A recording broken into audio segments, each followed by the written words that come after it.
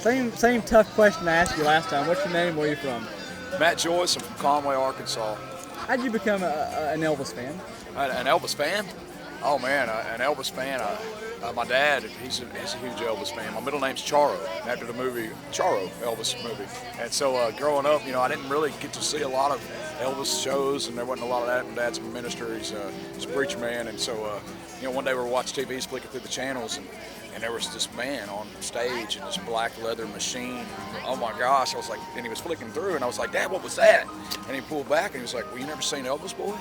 And I was like, no, I've never seen Elvis. And so I got to sit there and watch the 68 Comeback Special with my pops, and it was the first experience of seeing Elvis. I'd probably heard the music. They play Frank Sinatra, and all the different oldies from the 40s, and, any old singer. I grew up on old movies and old singers, so I knew probably the Elvis songs, but I never put two together until the day I saw it, and I was like, wow. And then it was just a whole different thing. It's kind of like, we were kids, and I had a buddy, Michael Moore, he's my best friend still, and, we put our grease in our hair, man, slick it back, and, try to pull the curl, we were tough, because Elvis was tough, and so to us, it was just this whole rebellious, feeling good, man, Elvis was so cool. And then when you dive in as an Elvis tribute artist, and you make your way through that, you start to develop this love, because you start to dig into true Elvis. Like the true Elvis fans that I had before my time, they actually got to see and live through it.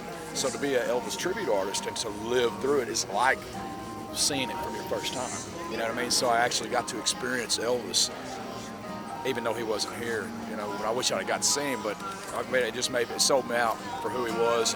And he followed Jesus, man. He followed the Lord. To me, that's a huge deal. So to see a man actually go far, being humble and servanthood and love and peace and joy and this tranquil spirit of happiness, that comes from God. It gives us the fruit of the Spirit. So when he does a thing like that and it becomes this blown up, the biggest thing in the world, man, and you got to respect it, and you see it all through his life, the trinkles of his blessings and him giving away everything they had. He just cared and loved people. So why can't you? How could you not love a man's legacy? It's that legacy. Yeah, he gave away a ton. He had nothing practically when he died. Man, right, that's what they say. He was almost broke because, he gave his cars away, gave his rings away, gave his monies away. What a beautiful man, So, yeah, huge Elvis fan. How did you go from being a fan to being a performer? I would bring the guitar. I was waiting tables, and I would sing the girls, Heartbreak Hotel, and about the only song I knew all the way through playing guitar. And an older couple came in, asking me to learn more Elvis songs. And over time, they became patrons, and I was like, yes, I learned a few tunes. And later on, I was working at Outback Steakhouse, and this Elvis guy came in with his sideburns, and he had his pictures, and trying to pick his promo shots and everything. And I was like, oh man, hold on, I got something. I pop up the collars. Well, I start breaking out Heartbreak Hotel, and then he was like, man, you ought to think about doing this. He gave me this card. Well, I was going to college for marketing, and the department of the teachers and the staff, faculty meeting and all this stuff, they wanted to have an Elvis show. So they come and asked me to do it, and I was like, well, I don't know all the songs. So let me tell you what, I'll call you back. So I called Barry Humphries, he's the guy that got me into business, and he gives me a CD of like 10, 12 songs. He gives me a gold jacket, tells me how to style my hair, and man, I went and did this gig. Man, and it just took off from there, man, and people just kind of started pushing me to come to this competition. Hey, there's a competition in Wisconsin. I live in Arkansas. Hey, Wisconsin. So I took off. I was doing it 2 months, and nobody went with me. I just drove, went to this competition. 10 years later, I win it. You know what I mean? 3 years after that, I'll go back for a Battle of Champions, and I win it. Just January. So it gets you to. It gets you to places. Elvis can get you to places that you never thought was possible just because of the fandom. The people that love Elvis, they want that memory to be alive. You want that memory to be as closest to what they consider Elvis that you could possibly do, so that lives on, man. So that legacy is steadfast. And, there's hope. There's some hope in the world. We look at people and we look at their past, and we look at the things that they did, and we grow from it. We learn from it. Hopefully the wisdom that they carry on, we don't have to gain the wisdom because we can learn from theirs. We get the knowledge of it, so we follow. So we follow good examples of someone who does good, and that's kind of the thing with the whole Elvis tribute world. It's a very selfless, giving thing for the fans. The guys that are out there, there's so many of us that are just buying all these outfits and watching his videos and making sure, it's not for us. We don't do it, well, it is. We're fans too, but it's more for them because the more that they see, the more that they get back. The more that we can give them, the more that they get back from what they cherish. You know what I mean? And a legacy like that, man. I mean, I love it. Being an Elvis tribute artist for, I guess it's about 12, almost 13 years now, and it's just beautiful. The people are beautiful. Yeah, you gotta love it. I think I know the answer to this, but I'm asking anyway. What's the camaraderie like between the different ETAs? Oh man, I love it.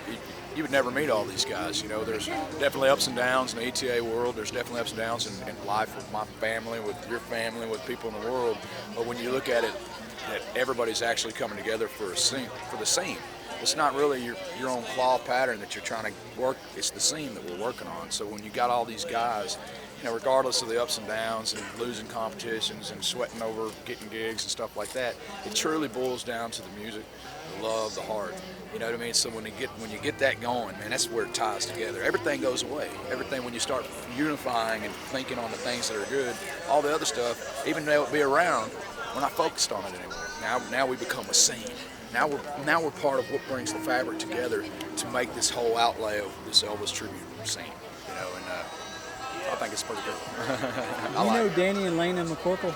I know them. I don't know them personally as well as most of the guys here. They've all grown up. I kind of got into it late in the game, but I've met them year after year. They've had me on the 10th stage, and they've just been, like I said earlier, they've just been angels. Just the gentleness that they have and just the patience that it takes to deal with so many artists, have them all on the stage, to get the script, to get everybody called, to make it happen for free.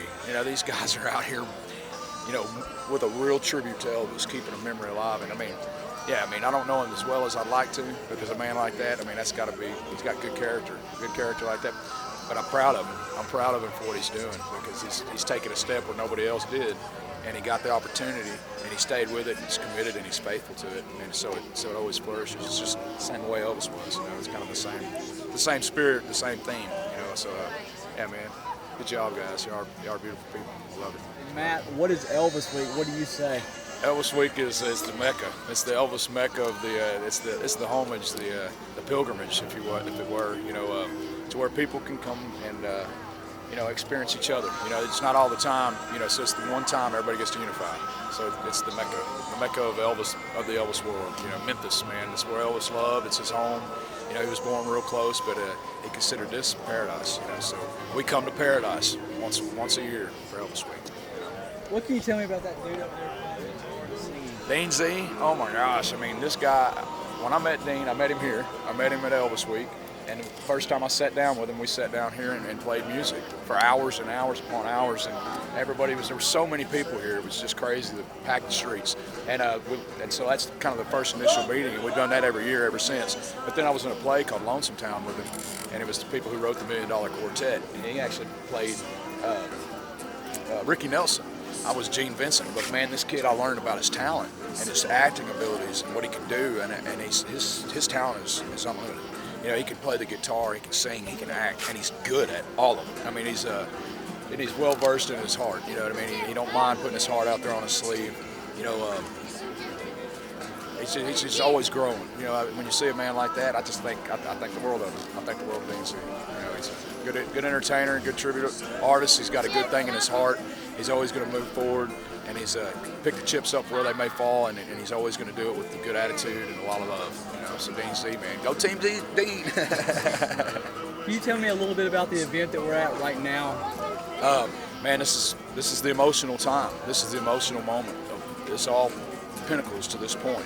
We come here to pay the respects of the man that lays in the ground, and his memories that don't lay in the ground. But what we come to do is, just like anybody that's ever passed in the past, is we come to pay those respects to his family, to his heritage, to the fans, and we come to join together to make that union happen. You know what I mean? And it's all because that man in that ground over there. It gets emotional. So everybody probably here has cried going up through that thing. Every tribute artist, every fan, every little kid, they get emotional. Just the whole ambience, the whole atmosphere when you walk into it. As soon as you start hearing the music of Elvis singing down the road, you start coming in, the chills start going up your spine.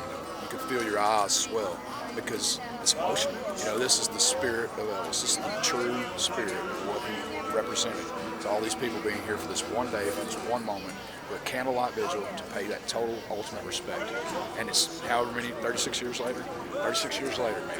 And it's still going strong. And, you know, that motion of love and of respect, it goes so far that it'll keep going. And the kids that'll learn from it, from the people who are passing down the memory, they'll have a memory to learn just like I learned. I went from the beginning, went through Elvis. They're going to get to see the beginning of Elvis in the 50s. They're going to get to run through it. And hopefully what will happen is the people who pay respect to Elvis by keeping him in a CD player, by keeping him in a video, they'll teach the children of ages to come, hey, there was these eras of Elvis's career. And check it out, when he grew, this is how it went. And before you know it, these kids got this ultimate respect and this ultimate image of what a true ultimate Elvis is, which is Elvis Presley himself. You know, there's no ultimate Elvis, there is Elvis. You know, there's Elvis. You know, so hopefully what happens is that it doesn't become selfish and it doesn't become disdain, so that we lose this emotion, that we lose this benefit of being able to be here together. And hopefully it keeps strong the memory of Elvis Presley and everything he gave. Does the hat help with this intense light? Well, the hat, you know, it's kind of helping now. I'll tell you, it's a bright light. I'm feeling it. What's next for you when you leave Elvis Week? Dogtown Media Groups. I started a company because I do so much entertainment and I play in bands and I write music and never changed my original band, and I'm pushing it a lot. And we went up and sang in Milwaukee, the Brewers game, in front of 35,000 people. And now I'm working next event to do the Cubs. They have 100 and something thousand people in their arena singing the national anthem, and getting to move my band around to different places. I've managed the Architects, I managed No Commercials, different groups, hip hop, rock and roll. We've got some metal groups, you know, we've got some old country groups, we've got some bluegrass, we've got some punk rock. You know, so Dogtown Media Groups, you know, we put festivals together. Yeah, so it's all planning, it's all pushing, and it's getting artists and getting venues and stretching our arms out everywhere. It ties into a whole network of even down to gardening and having your homestead in your backyard, and managers that work for selling the bands. They do the sales on the aquapods. It's a whole growth system of growing. So you raise fish and the fish poop and everything, and it turns to nitrates and it goes into a pebble ground of clay, and it actually creates nutrients for these plants to grow without ever feeding them. All you got to do is feed worms. You feed them worms and it's all organic. Anyway, so this property gets me to go take it to places where I can develop it in Michigan, going to Milwaukee with it, going to Nebraska. All at the same time, I get to take my artists. I get the Elvis tribute artists. I've got a show called Elvis the Illusion. I'm putting together all these different Elvis tribute artists that I've met. They're friends of mine that are good and, you know, that need to be out on the road. Getting these little plays we're putting together. We got a Christmas show coming up. The King, another Christmas Carol. It's about the three ghosts of Christmas past, present, and future, and they come and tell a story of hope. You know, and it's basically the Ebenezer story, but it's about Elvis and how he did his life. And at the end, it turns to a nativity scene. It's about Jesus. So the King, double fold, another Christmas story. So it kind of mimics the Christmas Carol. But it tells the story of Elvis's life, and it goes to how he respected Jesus, and it turns to the nativity scene. So, you know, we got that play, the recreation, the '68 comeback special, all the stuff's done with all the outfits and all the, you know, the backdrops and anyway. So we got all these different plays going on, and we got our artists and the musicians, and, you know, tribute artists, different people, and it's all going, man. It's going forward. So when I get home, we're pushing the grind, man. We're pushing the grind. We're scheduling. We're going forward, and it never stops. You know? Last two, would you say, hi, my name is, and welcome to Elvis Week 2013? Hi, my name is Matt Joyce. Welcome to Elvis Week 2013, baby. Yeah, there it is. The last one's for my show. Would you say, hi, my name is, and you're watching Walking on the Boulevard? Hi, my name is Matt Joyce, and you're watching Walking on the Boulevard. I vote Matt Joyce for President of the United States. Thank you very much.